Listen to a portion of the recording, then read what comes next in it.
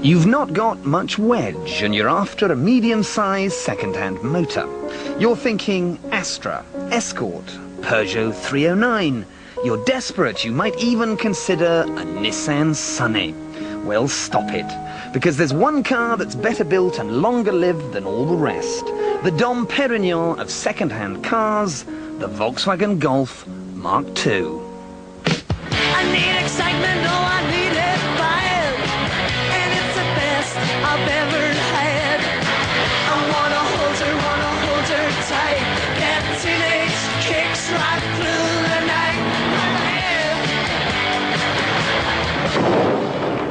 If shrewdly spending your hard-earned matters, if you fret about rust, reliability, big garage bills, engines and gearboxes going out to lunch, all the usual used car nightmares, then you need one of these.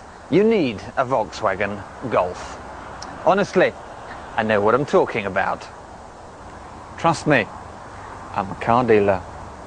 I've always owned a Mark II Golf, and I probably always will. Handles a road great. Reliable, it will not rust. They're economical, they got street cred. This was my second Golf, I'd never have anything else. I love them. Well, I'm a car dealer. I sell nothing but VW Golfs because for the money, at under £5,000, there's nothing you can buy better.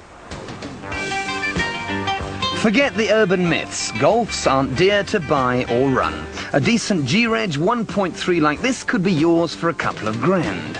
And with Group 7 insurance, £70 servicing and 40 mpg, it's cheap, reliable wheels with powerful possibilities. This sprightly 1.6 driver on the G should come at around 2.5 grand. With Group 9 insurance, 35 mpg and bomb-proof build, it's an ultra-respectable runabout. Better still is the GTI. It'll entertain you, hang on to its money like a Scottish bank manager, plus you'll get 30 to the gallon and piffling servicing bills. Insurance is the only downer at Group 14, but this spanking J-Reg could come at just 5 grand. Top Golf is the 16-valver. 135, 30 mpg, serious respect and instant resale. Big bumper 16 valves like this have actually risen in value. Batting starts at around 4.5 for a G-plater, and you'll get most of that back when you come to sell. Ah, but you say they can't be that good. Well, they're not bad. If I had to be hard, I'd say that most Golfs don't come with power steering, so they're a bit heavy on the hands. I'd say that the interiors were a bit austere, a bit somber. I'd say that the spec is a bit mean. You'll be winding your windows down with these funny floppy things. And I'd also say Volkswagen dealers. Now, Volkswagen dealers may be the epitome of charm, but you'll find that their parts prices are a wee bit on the hairy side. But that's one problem we can solve. Because if you come to an independent parts supplier like this, you will be amazed at the savings. This is a Golf Mark II grille. Now here, it would cost you just £11 as opposed to 27 from the dealer. What about a wheel bearing? 12 quid, £40 from the dealer. Headlight, made, I note, by the same people who supply Volkswagen. Here it is £25 from the dealer, 60 odd. Rear light cluster, no problem. £19 here, £30 from the dealer. And finally, an oil filter. Even in the Volkswagen box, here it's £3.50 as opposed to Volkswagen's £5. So, if you see what I mean, you really can save big money. These are not dear cars to run.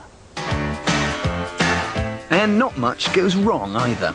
Never buy a car without one of these and make sure it's got an impressive parade of dealer rubber stamps. Watch paintwork too, because lots of GTIs get stuffed. So look round the screen rubbers and engine compartment for paint where it shouldn't be. This front panel should be satin black. If it's not, the car's had a frontal. Yellow wax like this is a good sign of originality.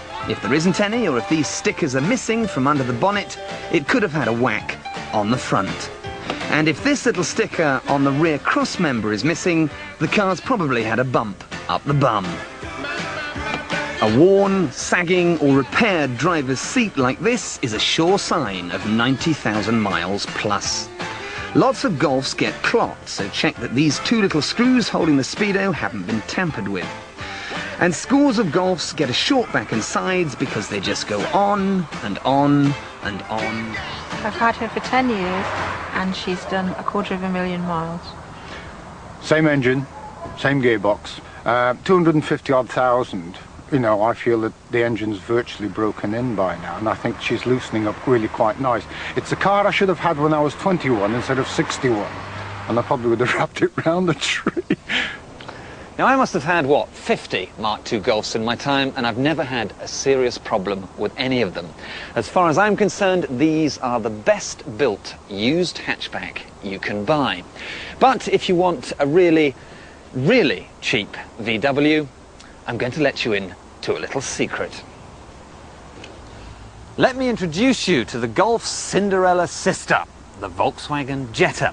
Now, it's identical to a Golf, apart from the fact that it's not a hatchback. It has this rather unlovely bustle on the boot.